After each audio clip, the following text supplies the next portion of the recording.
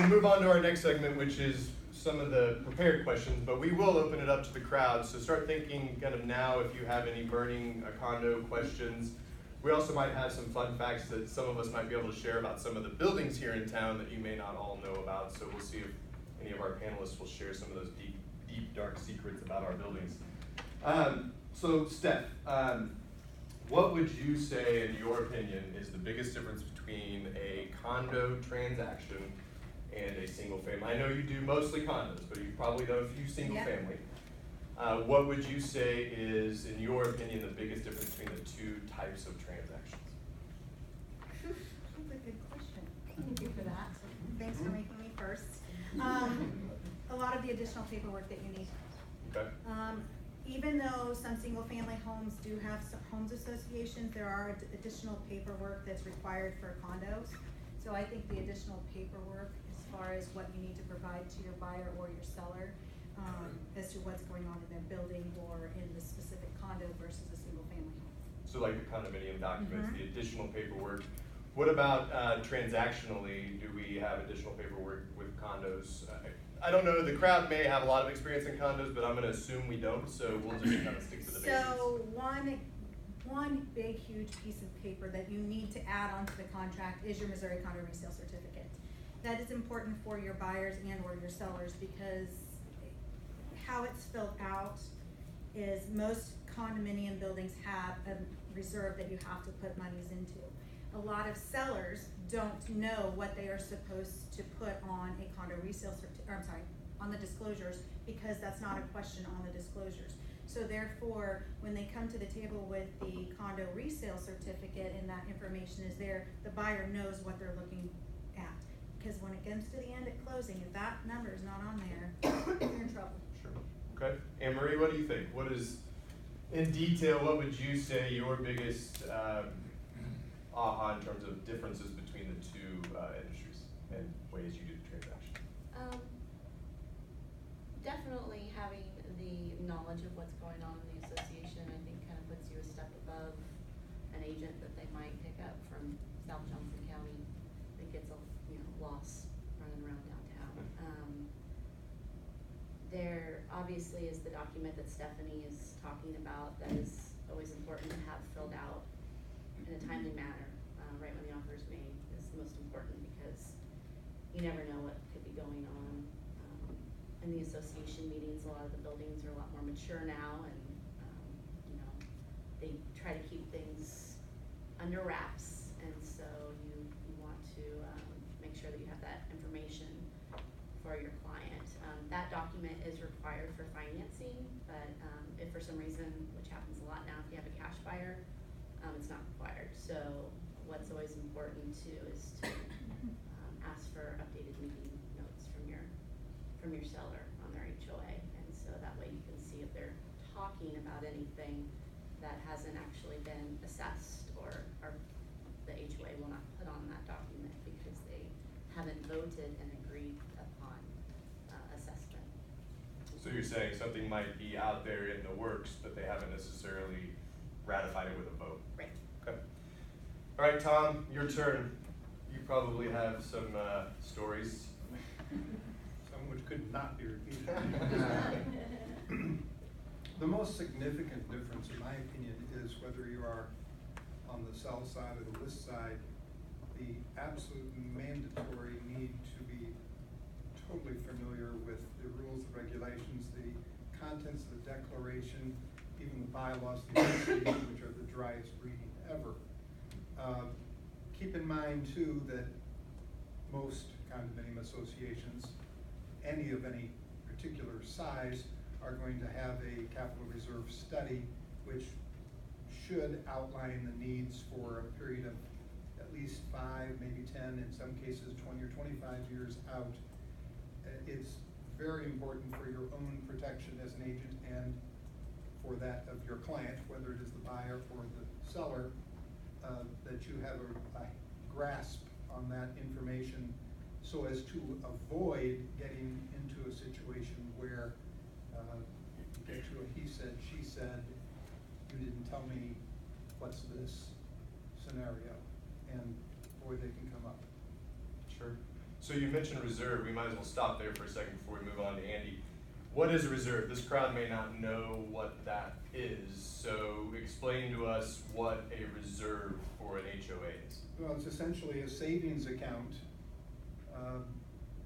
to which funds are added from the HOA fees paid monthly, with the objective being a balance that will allow the HOA to cover the anticipated needs for replacements, repairs in the future years, recognizing that nothing is absolute and that certain situations do arise which cannot be anticipated or should not expect to be anticipated. So the reserves need to be adequate toward meeting the anticipated needs in the future years, as well as some cushion to cover those unexpected situations. Great, thanks. Andy, what do you think the biggest difference is from a lending standpoint between a single-family home transaction and a condo transaction? I think the biggest thing on the front side is inspections. Single-family home transactions, inspections kill 99% more deals than on condos. When I get a condo transaction, I order the appraisal right away. On a house, nowadays, I wait till the inspection comes back and make sure we have a deal, because I'm seeing a higher fallout percentage on houses than I've ever seen. And the differences, at least in Kansas City, we're nationwide, but the differences in Kansas City between a condo and a single family transaction have lessened over the years because of the health of the buildings. You know, as Tom was saying, with the reserves, the amount of units that have been sold, different things that were major issues many years ago are not as big of an issue. They worked themselves out, like Wall Street, the developer owned 25 units for 10 years. Well, he's unwound those, so now for years I was the only guy that could do a loan building. Now it's warranted, anybody can do a loan project because he sold a bunch of his units. Litigation used to be a huge ordeal with condos. Now, for the most part, unless it's a construction defect, Fannie Mae and Freddie Mac really aren't that interested or concerned with litigation. And the majority of litigation on a condo association is somebody doesn't pay their dues, the association sues the homeowner. That doesn't really affect the lender's position in the building. So I think there's less differences today from a lending standpoint for lending on condos than there have been in years past. Delinquencies though, don't show up on the report such that they could jeopardize the situation a little? Yeah, I cannot remember the last time. The delinquency percentage, you cannot have over 20% of unit owners 30 days or more delinquent on their dues. I can't remember. I mean, there was one time I remember a small project off the Plaza where one guy owned like 5 of the 20 units and he was way behind. So that was an issue. But by and large, you're not gonna have more than a few unit owners behind on dues. Well, since you brought it up, one of the things that we talk about with our clients when we're heading into representing a buyer is warrantable versus non-warrantable. And you touched on it, so we might as well talk about what that means from a lending standpoint. Okay, so a warrantable condo is what Fannie Mae and Freddie Mac deem to meet 8 to 10 criteria, such as more than 50% of the units in the project are owner occupied or used for second homes.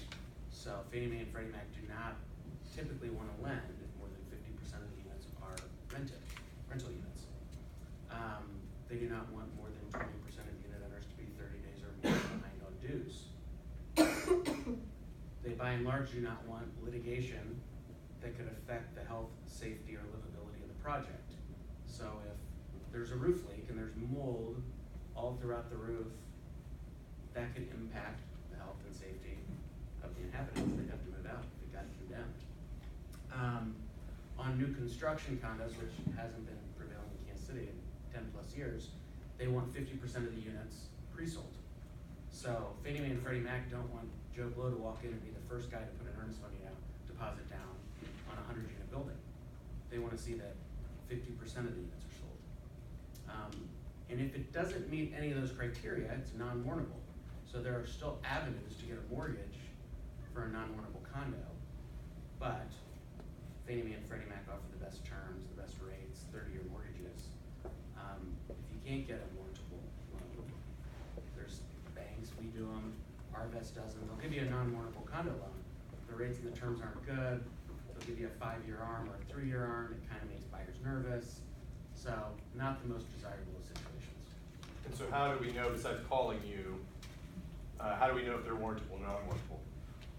One thing that no realtor in Kansas City does, or 99% do not, is get a condo questionnaire filled out. So the condo resale certificate gives you a few pieces of information. But whenever I get a transaction, I call the management company. Most of the buildings I know are warrantable or not warrantable right off the bat. But I call right away the management company, whether it's First Service Residential, whatever the management company is. And I get a condo questionnaire filled out. If it's not a loan if it's not a building that I'm very familiar with, I'll also go to MLS and check solds in the last year. And on MLS, you look at solds, you can look at the bottom, it says cash, conventional, other. So if it says conventional, you know, I know that it's a doable deal, and once in a while I'll even go on the Jackson County records and pull and see who did the loan. So you can kind of tell, but one thing I would do if I were any agent, if you're not that familiar with the projects, is I would get a condo questionnaire filled out, have the seller pay for it. It's not the resale certificate, because that gives you all the information that any lender is gonna require. So you can know right away if there's an issue. And the board has to report to the management company, so if there's any weird special assessments coming down, they'll have to notify, you know, they'll have to write it down on the contract. How many units there are on the project, how many units are rentals, how many are owner occupied, how many are second homes? Does any entity own more than 10% of the units in the building? All the things that a homeowner would never know, and typically a board member would never know, it's on the condo questionnaire. How much does that cost for the seller? Most of the management companies in Kansas City don't charge. First Service Residential, the biggest, they got bought out and they charge, depending upon how fast you want it turned around, anywhere from $50 if you want to wait 6 months to up to $250 if you want it in a few days. Right. But there's been situations where realtors have listed, I mean, one of the places, I hope nobody lives there, is the W Lofts down in the Crossroads. They've had a broken elevator for 15 years. I have a good friend that owns a penthouse. They had litigation with the lady who sued over the parking spot size. Well, Fannie Mae and Freddie Mac really do not want to be doing loans in a building where the elevator doesn't work, because you gotta carry groceries upstairs, there's not a parking garage. So a couple agents have listed units in there without knowing the elevator didn't work. There was a lawsuit going on. They've listed the unit, they've spent time, they've had showings, agents that aren't familiar with condos would show the unit, put an offer in, and then the deal blows up. And with the condo questionnaire, they would have avoided the time of listing the unit, having showings, receiving an offer, having inspections, and then realizing when the lender's like, yeah, this deal's not gonna work. Appreciate that. So